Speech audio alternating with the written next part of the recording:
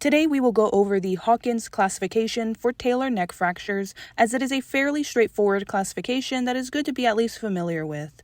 Of course, as with my previous classification videos, I will go over each type and will try to give you a helpful way to remember the types in order if I have found a way that helps me. But of course, feel free to read further on the classification and fractures of the talus in general. So to start, talar neck fractures are often due to a high energy mechanism and are at high risk for avascular necrosis as the talus has a tenuous blood supply. The risk for AVN is actually the fundamental driver for this classification system, as the risk for AVN increases with each type. Dr. Hawkins wrote a paper describing this classification system in 1970. He examined vertical talar neck fractures, which are the most common type of talus fracture, and the relationship that existed between their relative dislocations and AVN risk. As of note, in his original paper, he had 3 types, and it wasn't until 1978 that Dr. Canale and Dr. Kelly added the 4th type.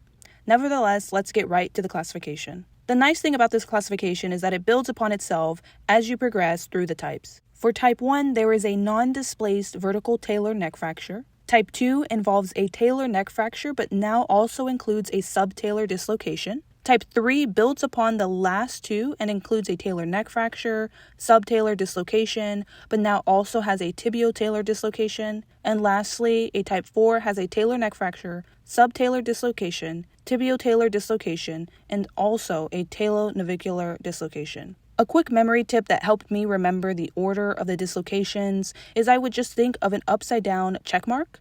So first subtalar, then tibiotalar, then talonavicular, as you can see here. I know it seems a bit silly, but it has helped me when I have had to recall the order on the spot, so I hope it can help you too. Nonetheless, this is the Hawkins classification for vertical talar neck fractures, and I will see you all in the next one.